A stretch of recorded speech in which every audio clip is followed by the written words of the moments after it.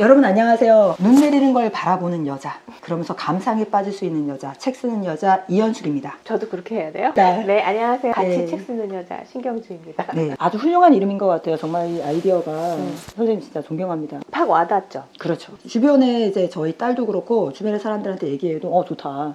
책 쓰는 여자 좋다. 책이 꼭 나왔으면 말만 하지 말고 나와라 이렇게 얘기하시더라고요. 그래서 진짜 그 말은 맞는 것 같아요. 우리가 생각하는 것과 액션을 취해서 결과물을 내는 거. 보통 생각만 많이 하시잖아요. 그렇죠. 우리가 생각 너무 많은데, 그리고 반성도 너무 많은데, 그게 이제 행동으로 실제로 나타나기까지는 정말 힘든 건데, 맞아요. 그래야지 이제 완성이고 그게 성찰의 완성이다라고 맞아요. 파울로 프레이리가 말했죠. 그걸 이제 프락시스라고 네, 하셨잖아요. 네, 네. 성찰이 있었으면 반드시 그게 행동으로 나와야 된다. 흐뭇한 미소. 나의 행동하는 그렇죠. 교육자. 그러니까 성찰이 있었으면 그걸 반드시 행동으로 보여줘야 된다라는 거 우리가 굉장히 중요한 것 같아요. 맞아요. 네. 그래서 저도 아이들한테 이제 글쓰기 굉장히 중요하게 생각하는데, 글을 쓰는 행위가 왜 중요하냐면요, 우리가 가지고 있는 생각이라는 구름이, 기억은 구름이에요. 막 여기저기 조각조각 나서 둥둥 떠다니는데 그 구름 속에서 하나의 실가닥을 뽑아내야 돼요. 그 실가닥이 상당히 쉽게 끊겨요. 그 끊기는 실가닥을 조심조심 뽑아내서 그 실가닥으로 옷을 짜는 거예요. 뜨개질을 하는 겁니다. 그 뜨개질이 바로 글자 하나예요. 그래서 글로 표현한다는 건 맞춤법이 맞든 틀리든 그 애가 뭐 한 거예요? 끊어지기 쉬운 생각의 실로 뜨개질을, 지금 저희가 그 작업을 하는 거예요. 신경주 선생님하고 저하고 그 머릿속에 다양한 실가닥이 지금 둥둥 떠다니는 거예요. 그 다양한 실가닥 중에서 우리가 실가닥을 좀 뻗어내서, 그렇죠. 차례에 맞춰서. 네. 그래서 뽑아내서. 신경 선생님, 우리가 차례 지금 크게 큰 틀로 어떻게 생각하고 있죠? 과거의 아줌마, 네. 현재의 아줌마, 그럼 미래의 아줌마. 그렇죠. 오늘은 우리 과거에 대해서만 조금 집중적으로 더 디테일하게 그럴까요? 차례를 한번 잡아볼까요? 네네. 과거도 또 크게 세 가지로, 과거 아줌마의 외적인 이미지, 의미, 그 다음에 추억인 거예요.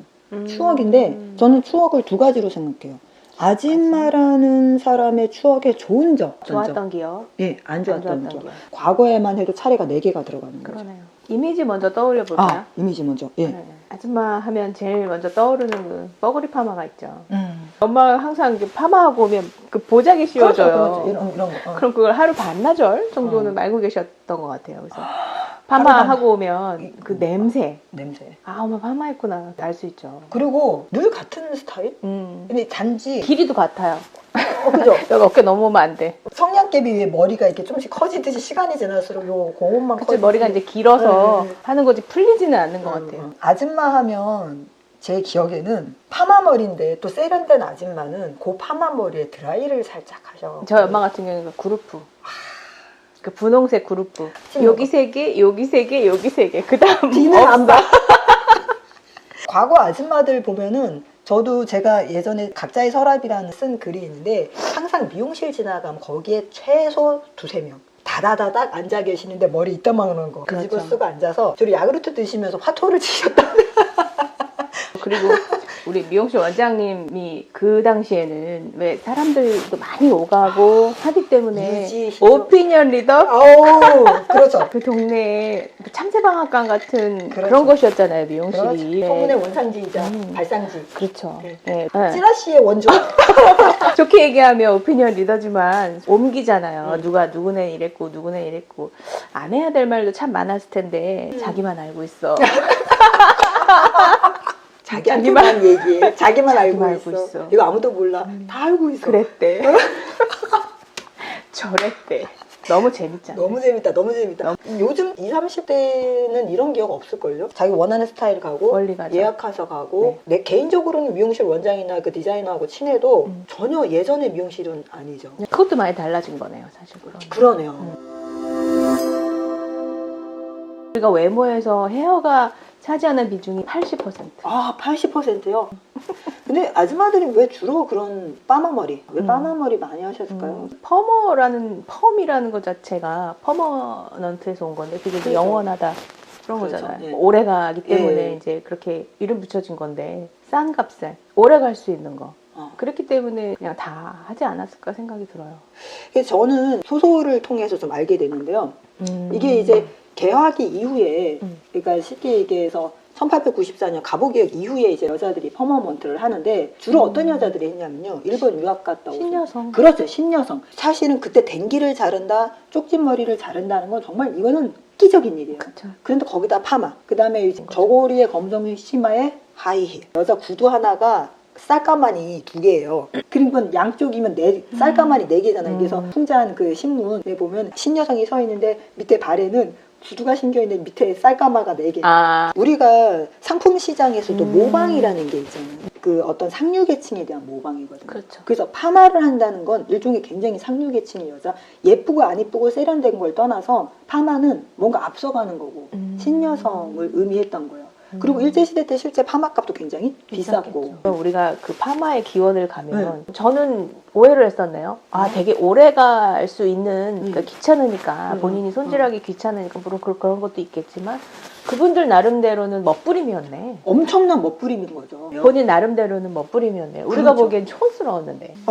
머리를 길게 해서 치렁치렁 할 수도 없고, 그러면 짧게 해야 되는데, 그쵸. 짧게 하는 머리가 생각보다 손질이 많이 가요. 시간도 많이 걸리고. 그렇죠. 그러니까 가장 실용적이면서도 멋을 부리면서도 비용 대비 오래 효율성 오래 가는 게 그거만한 게 없었던 거죠. 네. 그리고 파마에 대한 이미지도 좋았던 거죠. 시작한 기저에는 그런 게 있었네요. 화장으로 한번 넘어가 볼까요? 화장. 얼굴 화장. 화장 많이 안 하셨어요, 예전에는. 네, 그런데 상징적인 게 하나 떠오르는 게 있죠. 갈매기 눈썹. 보통 왜 우리 주변에서 이모나 엄마, 그 주변 지인들을 떠올려 보잖아요. 갈매기 눈썹 떠오르는데요. 저는 아줌마의 화장하면 붉은 립스틱, 빨간색, 쥐잡아 먹은 색. 그러세요? 그러니까 저는 솔직히 나도 나이 들었구나라고 많이 느꼈던 게 저는 이렇게 붉은 립스틱에 대한 제가 안 좋은 아줌마나 하는 왜 아줌마들 화장하다 보면 퍽게 해갖고 막 그런 왜 안 하다가 화장하니까 어색하고 막 근데 거기는 꼭 빨간색 립스틱 그래서 그런 게 있어갖고 나는 빨간색은 안 바르리라 해서 맨날 뭐 어울리지도 않는 핑크 막 이런 거 바르는데 어느 순간 나이가 들고 얼굴이 칙칙해지니까요. 붉은색 발라야 되더라. 안 바르면 얼굴이 확 나이 들면 가늘어서. 빨간색 좋아진다는 네. 게 아무래도 예전과 못하니까 칙칙해집니다. 그러니까 좀 뭔가 산뜻한 이미지를 주고 싶어서 맞아요. 빨간색 예, 그렇게 선택 많이 되더라고요. 하죠. 여자들 아줌마 화장하면은 그 냄새도 좀 기억은 나요. 그 화장품 냄새, 특히 아줌마들 화장품 냄새. 제 기억에는 어쨌든 주변 아줌마들의 이미지가 맞아요. 화장은 자주 하지 않는데 한 번 하면 좀 강렬했다? 그러니까 좀 어색하게 잘 그죠? 못하니까 그게 도드라져 보였고 좀 촌스럽게 느껴졌던 것 같아요. 어떤 날만 돼서 하니까 아무래도 좀 서투른 서툴고 기술이었겠죠. 맞아요. 네.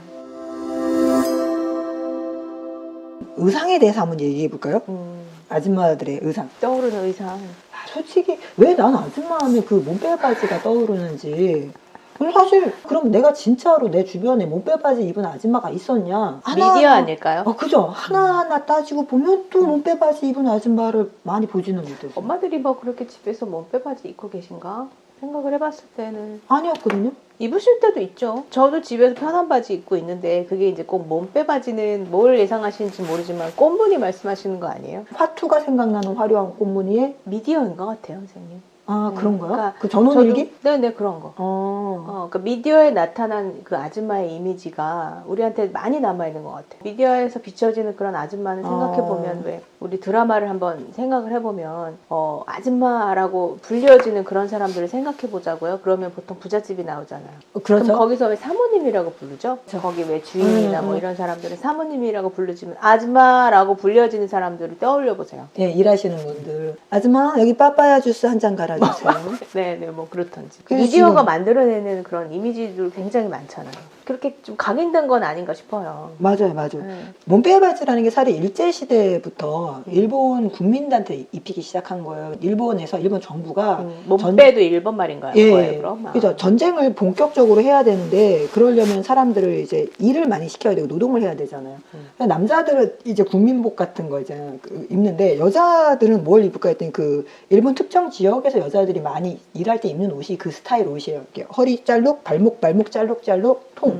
이제 그거를 이제 국민복처럼 만들어서 일하기도 편하네. 그렇죠. 다 입게 한 거예요. 그게 이제 일제시대 때 우리나라로 넘어와서 그 이후에도 우리나라 사람들한테 이제 일을 시킬 때는 그런 몸빼, 농촌사회에서 노동복을 입기 시작한 건데 그게 어떤 면에서 항상 일을 해야 되는 아줌마. 저희 엄마들도 보면은 일을 계속 하시잖아요. 예. 집안일이라고 해도 계속 일을 하시는 거잖아요. 맞아요. 계속 네. 일을 하시고. 그것도 진짜 노동인데 사실 그러니까. 보면 예. 그러니까 그것만큼 편한 게 없는 거죠. 아, 여자는 뭐 결혼하면 아름다운 건 끝. 우리가 아줌마의 겉모습 이미지를 쭉 봤을 때 결론적으로 얘기하자면은 맞아요. 촌스러운 거 맞아요. 지금 현재 생각해도 그렇고 그때 당시에도 그렇고 그런데 굉장히 열심히 사는 사람, 알뜰한 사람. 네. 그러니까 자기 본분에 충실한 네. 사람인 거죠. 맞아요. 그러니까 아줌마라는 것 자체가 일단 엄마의 의미를 좀 내포하고 있잖아요. 맞아요. 엄마들은 다 아줌마였죠. 맞아요. 맞아요. 사실.